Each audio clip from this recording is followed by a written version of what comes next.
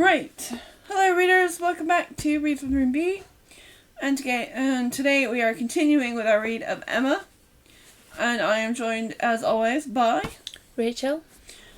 And we are on Chapter 9. Mr. Knightley might quarrel with her, but Emma could not quarrel with herself. He was so much displeased that it was longer than usual before he came to Hartfield again, and when they did meet, his grave look showed that she was not forgiven. She was sorry, but she could not repent. On the contrary, her plans and proceedings were more and more justified, and endeared to her by the general appearances of the next few days. The picture, elegantly framed, came safely to hand soon after Mr. Elton's return, and being hung over the mantelpiece of the common sitting-room, he got up to look at it, and sighed out of his half-sentences of admiration, just as he ought. And as for Harriet's feelings, they were vividly forming themselves into as strong and steady an attachment as her youth and sort of mind admitted. Emma was soon perfectly satisfied of Mr. Martin's being no otherwise remembered than he was furnished by contrast by Mr. Elton, of the utmost advantage to the latter. Her views of improving her little friend's mind by a great deal of useful reading and conversation had never yet led to more than a first few chapters, and the intention of going tomorrow. It was much easier to chat than to study, much more pleasant to let her imagination range and work at Harriet's fortune, than to labour to enlarge her comprehension, or exercise it on sober facts. The only literary pursuit in which Harriet engaged at present was only mental provision she was making for the evening of life. It was a collection and transcribing of all the riddles of every sort that she could meet with, into a thin quarto of hot-pressed paper, made up by her friend, and ornamented with ciphers and trophies. In this age of literature, such collections on a very grand scale are not uncommon. Miss Nash, head teacher at Mrs. Goddard's, had written out at least 300, and Harriet, who had taken the first hint of it from her, hoped, with Miss Woodhouse's help, to get a great many more. Emma assisted with her invention, memory, and taste, and as Harriet wrote a very pretty hand, it was likely to be an arrangement of the first order, in form as well as quantity. Mr. Woodhouse was almost as much interested in the business as the girls, and tried very often to recollect something worth their putting in. So many clever riddles as there used to be when was young, he wondered he could not remember them, but he hoped he could in time. And it always ended in Kitty, a fair but frozen maid. His good friend Perry, too, whom he had spoken to on the subject, did not at present recollect anything of the riddle kind, but he had desired Perry to be upon watch, and he went about so much something, he thought, might come from that quarter. It was by no means his daughter's wish that the intellects of Highbury in general should be put under requisition. Mr. Elton was the only one whose assistance she asked. He was invited to contribute any really good enigmas, charades, or conundrums that he might recollect, as she had the pleasure of seeing him most intently at work with his recollections, and at the same time, as she could perceive, most earnestly careful that nothing ungallant, nothing that did not breathe a compliment to the sex, should pass his lips. They owed to him their 2 or 3 politest puzzles, and the joy and exultation with which at last he recalled, and rather sentimentally recited, that well-known charade. My first doth affection denote, which my second is destined to feel, and my whole is the best antidote, that affliction to soften and heal. Made her quite sorry to acknowledge that they had transcribed it some pages ago already. Will you not write one yourself for us, Mr. Elton? Said she. It is only security for its freshness, and nothing could be easier on you. Oh, no, He had never written, hardly ever, anything of the kind in his life. The stupidest fellow. He was afraid not even Miss Woodhouse, He stopped a moment. or Miss Smith, could inspire him. The very next day, however, produced some proof of his inspiration. He called for a few moments, just to leave a piece of paper on the table containing, as he said, a charade which his friend had addressed to a young lady, the object of his admiration, but which, from his manner, Emma was immediately convinced must be his own. "I do not offer it for Miss Smith's collection," He said. "Being my friends, I have no right to expose it in any degree to the public eye, but perhaps you may not dislike looking at it?" The speech was more to Emma than to Harriet, which Emma could understand. There was a deep consciousness about him, and he found it easier to meet her eyes than her friend's. Then he was gone the next moment, and after a moment's pause, "Take it," said Emma, smiling, pushing the paper towards Harriet. "It is for you. Take your own." But Harriet was in a tremor. She could not touch it. Emma, never loath to be the first, was obliged to examine it herself. To Miss. Charade. My first displays the wealth and pomp of kings, lords of the earth, their luxury and ease. Another view of man my second brings. Behold him there, the monarch of the seas. But united, what reverse we have! Man's boasted power and freedom all are flown. Lord of the earth and sea, he bends a slave, and woman, lovely woman, reigns alone. Thy ready wit the word will soon supply. May its approval beam in that soft eye. She cast her eye over it, pondered, caught the meaning, read it through again to be quite certain and quite mistress of the lines, and then passing it to Harriet sat happily smiling and saying to herself, while Harriet was puzzling over the paper in all the confusion and hope of dullness, Very well, Mr. Elton, very well indeed. I have read worse charades. Courtship, a very good hint. I give you credit for it. This is feeling your way. This is saying very plainly, "Pray, Miss Smith, give me leave to pay my addresses to you, approve my charade, and my attentions in the same glance." may approval beam its soft eye. Harriet, exactly. Soft is the very word for her eye. Of all epithets, the justest that would be given. Thy ready wit thy word will soon supply. Hump. Harriet's ready wit. All the better. A man must be very much in love indeed to describe her so. Mr. Knightley, I wish you had the benefit of this. I think this would convince you. For once in your life you would be obliged to own yourself mistaken. An excellent charade, indeed, and very much to the purpose. Things must come to a crisis soon now. She was obliged to break off from these pleasant observations, which were otherwise sort to run into great length by eagerness of Harriet's wondering questions. "What can it be, Miss Woodhouse? What can it be? I have not any idea. I cannot guess it in the least. What can it possibly be? Do try to find out, Miss Woodhouse. Do help me. I never saw anything so hard. Is it kingdom? I wonder who the friend was, and who could be the young lady. Do you think it's a good one? Can it be a woman? And woman, lovely woman, reigns alone. Can it be Neptune? Behold him there, the monarch of the seas. Or a trident?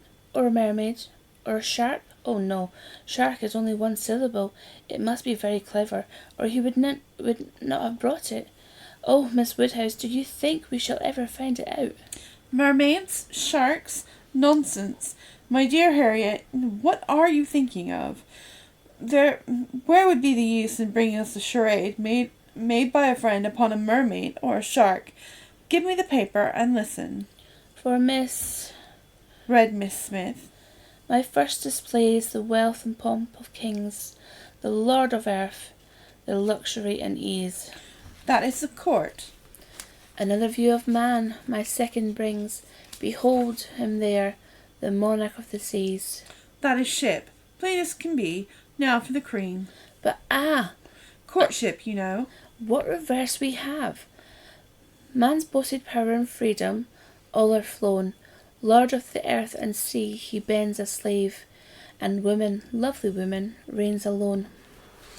A very proper compliment. And then follows the application, which I think, my dear Harriet, you cannot find much difficulty in comprehending. Read it in comfort to yourself. There can be no doubt of its being written for you, and to you. Harriet could not long resist so delightful persuasion. She read the concluding lines and was all flutter and happiness. She could not speak, but she was not wanting to speak. It was enough for her to feel. Emma spoke for her. There is so pointed and so particular meaning in this compliment, she said, that I cannot have a doubt as to Mr. Elton's intentions. You are his object, and you will soon receive the completest proof of it. I thought it must be so. I thought I could not be so deceived.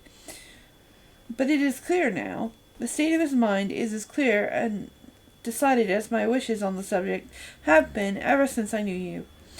Yes, Harriet, just so long as I have been wanting the very circumstance to happen which has happened, I could never tell whether an attachment between you and Elton was most desirable or natural. Its probability and its eligibility have really so equalled each other. I am very happy. I congratulate you, my dear Harriet, with all my heart. This is an attachment which a woman may feel well proud in creating, the connection in which offers nothing but good. It will give you everything that you want, consideration, independence, a proper home. It will fix you in the center of all your real friends, and close to Hartfield and to me, and confirm our intimacy forever. This, Harriet, is an alliance which can never raise a blush in either of us.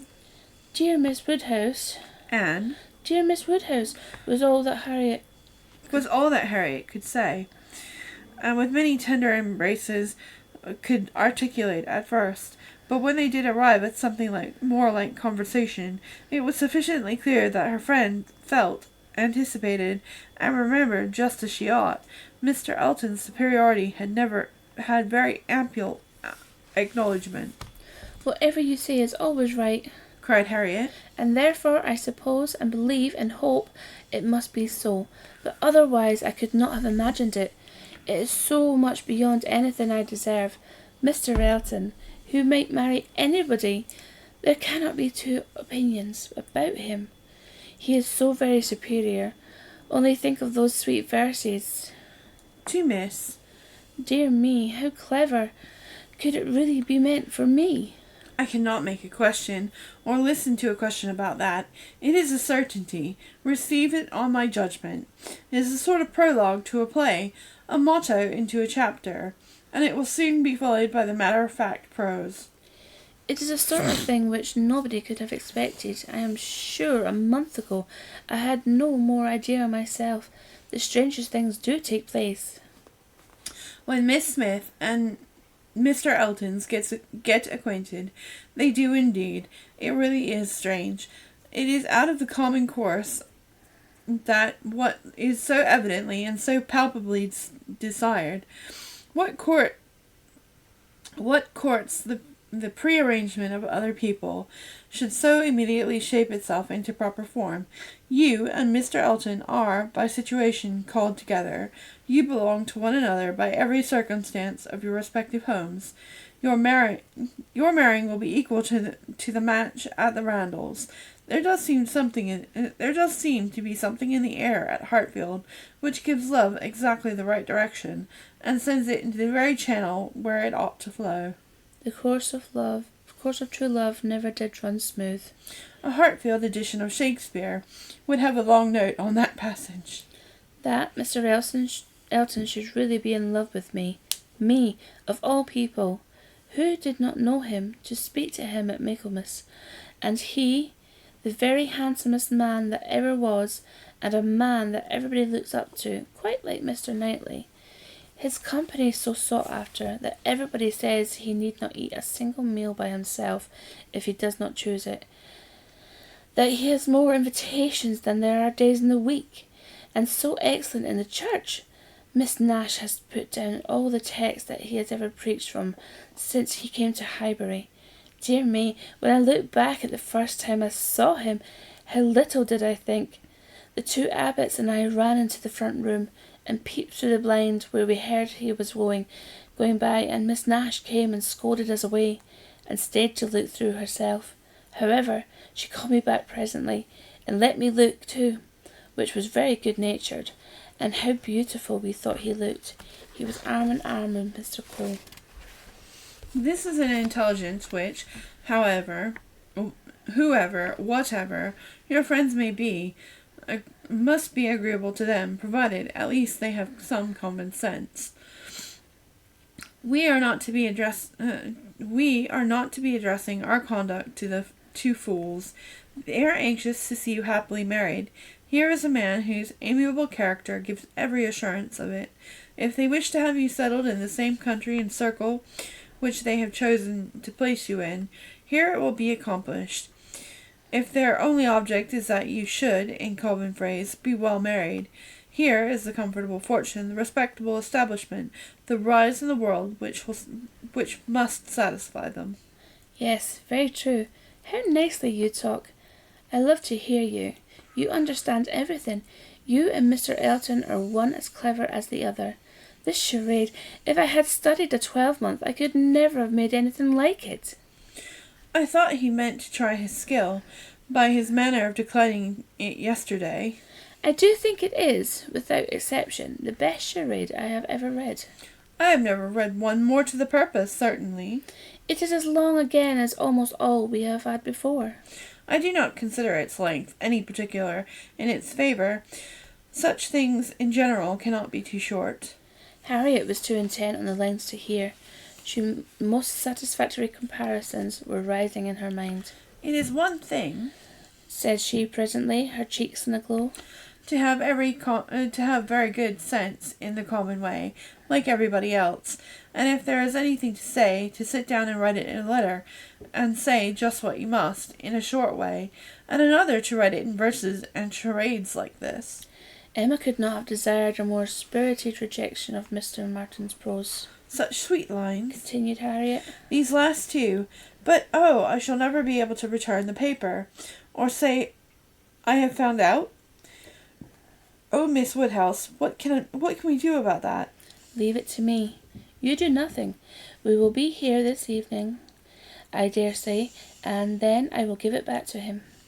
And some nonsense or other will pass between us, and you shall not be committed.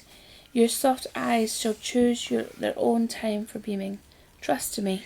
Oh, Miss Woodhouse, what a pity I must not write this beautiful charade into my book. I am sure not to have got one half so good. Leave out the last two lines. There is no reason why you should not write that into your book. Oh, but those two lines are... The best of all, granted. For private enjoyment, and for private enjoyment, keep them. They are not all the less written, you know, because you divide them. The couplet does not cease to be, nor does its meaning change, but take it away, and all appropriation ceases, and a very pretty gallant charade remains, fit for any collection. Depend upon it, he would not like to have his charade slighted much better than his passion. A poet in love must be encouraged in both capacities, or neither. Give me the book. I will write it down, and then there will be no possible reflection on you. Harriet submitted, though her mind could hardly separate the parts, so as to feel sure that her friend were not writing down a declaration of love. It seemed too precious an offering for any degree of publicity. I shall never let that book go out of my own hands, she said. Very well, replied Emma. A most natural feeling, and the longer it lasts, the better I shall be pleased. But here is my father coming. You will not object to my reading the charade to him. It will be giving him so much pleasure. He loves anything of the sort, and especially anything that pays women a compliment. He has the tenderest spirit of a gallantry towards us all. You must let me read it to him. Harriet looked grave. My dear Harriet, you must not refine too much upon the charade. You will betray your feelings improperly. If you are too conscious and too quick, and appear to affix more meaning, or even quite all the meaning which may be affixed to it. Do not be overpowered by such a little tribute of admiration. If he had been anxious for secrecy, he would not have left the paper while I was by. But he rather pushed it towards me than towards you. Do not let us be too solemn on the business. He has encouragement enough to proceed without our citing out our souls over this charade. Oh no, I hope I shall not be ridiculous about it. Do as you please. Mr. Woodhouse came in, and very soon led to the subject again by the recurrence of his very frequent inquiry of, Well, my dears, how does your book go on? Have you got anything fresh? Yes, Papa, we have something to read you, something quite fresh. A piece of paper was found on the table this morning, We dropped, we suppose, by a fairy. containing a very pretty charade, and we have just copied it in. She read it to him, just as he liked to have anything read, slowly and distinctly, 2 or 3 times over, with explanations of every part as she proceeded. And he was much pleased, and, as she had foreseen, especially struck with the complimentary conclusion. Aye, that's very just. Indeed, that's very properly said. Very true. Woman, lovely woman, it is such a pretty charade, my dear, that I can easily guess what fairy brought it. Nobody could have written so prettily but you, Emma. Emma only nodded and smiled. After thinking a little, and very tender sigh, he added, Ah, it is no difficulty to see who you take after. Your dear mother was so clever at all those things. If I had but her memory. But I can remember nothing, not even that particular riddle which you have heard me mention. I can only recollect the first stanza, and there are several. Kitty, a fair but frozen maid, kindled a flame I yet deplore, hoodwinked a boy I called to aid, though of his near approach afraid, so fatal my suit before. And that is all I can recollect of it, but it is very clever all the way through. But I think, my dear, you said you had got it. Yes, Papa, it is written out on our second page. We copied it from Elegant Extracts. It was Garrick's, you know. Aye, very true. I wish I could recollect more of it. Kitty, a fair and frozen maid. The name makes me think of poor Isabella, for she was very near being christened Catherine, after her grandmamma. I hope we shall have her here next week. Have you thought, my dear, where you shall put her, and what room there will be for the children? Oh, yes, she shall have her own room, of course, the room she always has, and there is the nursery for the children, just as usual, you know. Why should there be any change? I do not know, my dear, but it is long since she was here, not since last Easter, and then only for a few days. Mr. John Knightley's being a lawyer is very inconvenient. Poor Isabella, she is sadly taken away from us all, and how sorry she will be when she comes not to see Miss Taylor here. She will not be surprised, Papa, at least. I do not know, my dear. I am sure I was very much surprised when I first heard she was going to be married. We must ask Mr. and Mrs. Weston to come and dine with us while Isabella is here. Yes, my dear, if there is time. But, in a very depressed tone, she is coming for only 1 week. There will not be time for anything. It is unfortunate that they cannot stay longer, but it seems to be a case of necessity. Mr. John Knightley must be in town again on the 28th. We ought to be thankful, Papa, that we have the whole of the time with them that they can give to the country. That 2 or 3 days are not to be taken out for the Abbey. Mr. Knightley promises to give up his claim to this Christmas, though you know it is longer since they were with him than with us. It would be very hard, indeed, my dear, if poor Isabella were to be anywhere but at Hartfield. Mr. Woodhouse could never allow for Mr. Knightley's claims on his brother, or anybody's claims on Isabella except his own. He sat, musing a little while, and then said, But I do not see why poor Isabella should be obliged to go back so soon, though he does. I think, Emma, I shall try and persuade her to stay longer with us. She and the children might stay very well. Ah, Papa, that is what you never have been able to accomplish. I do not think you ever will. Isabella cannot stay behind her husband. This was too true for contradiction.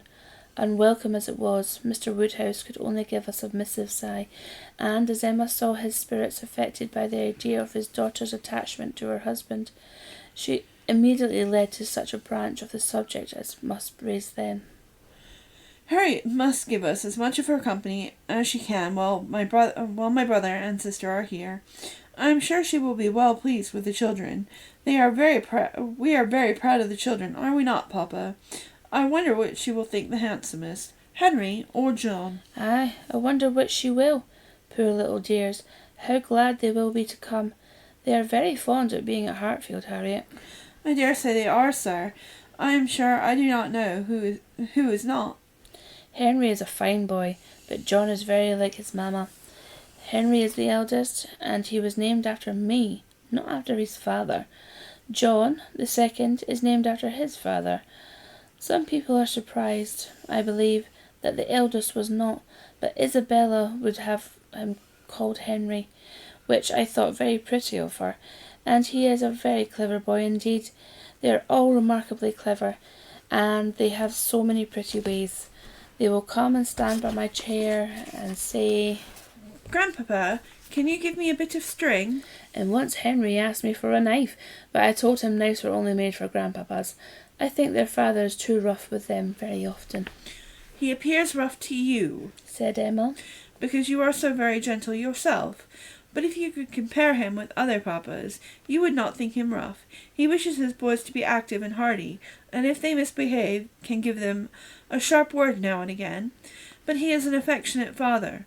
Certainly, Mr. John Knightley is an affectionate father. The children are very fond of him. And then their uncle comes in and tosses them up to the ceiling in a very frightful way. But they like it, Papa. There is nothing they like so much. It is such an enjoyment to them. And if their uncle did not lay down the rule of their taking turns, whichever began would never give way to the other. Well, I cannot understand it. That is the case with us all, Papa. One half of the world cannot understand all the pleasures of the other. Later in the morning, and just as the girls were going to separate, in preparation for the regular 4 o'clock dinner, the hero of this imitable charade walked in again. Harriet turned away, but Emma could receive him with the usual smile, and her quick eye soon discerned the consciousness of having made a push, of having thrown a die, and she imagined he was come to see how it might turn up. His ostensible reason, however, was to ask whether Mr. Woodhouse's party would be made up in the evening without him, or whether he should be in the smallest degree necessary at Hartfield. If he were, everything else may give way, but otherwise his friend Cole had been saying so much about his dining with him, had made such a point of it, that he had promised him unconditionally to come. Emma thanked him, but could not allow of his disappointing his friend on their account. Her father was sure of his rubber. He re-urged, she re-declined, and he seemed then about to make his bow, when, taking the paper from the table, she returned it. Oh, here is the charade that you were obliging us to leave with us. Thank you for the sight of it. We admired it so much that I have ventured to write it in Miss Smith's collection. Your friend will not take it amiss, I hope. Of course, I have not transcribed beyond the first 8 lines. Mr. Elton certainly did not know very well what to say. He looked rather doubtingly, rather confused, and said something about Honour, glanced at Emma and Harriet, and then seeing the book open on the table, took it up and examined it very attentively, with a view of passing off an awkward moment. Emma smilingly said, You must make my apologies to your friend, but so good a charade must not be confined to 1 or 2. He may be sure of every woman's approbation while he writes with such gallantry. I have no hesitation in saying, replied Mr. Elton, though hesitating a good deal while he spoke, I have no hesitation in saying, at least, if my friend feels at all as I do, I have not the smallest doubt that he could see his little effused honour as I see it. Looking at the book again and replacing it on the table. He would consider it as the proudest moment of his life. After this speech he was gone as soon as possible. Emma could not think it too soon, for when all his good and agreeable qualities there was a sort of parade in his speeches, which were very apt to incline her to laugh. She ran away to indulge the inclination, leaving the tender and the sublime pleasures to Harriet's share. And that ends chapter 9. Thank you very much for joining us, and we'll see you next time. Stay safe, be excellent, and keep reading. Bye for now.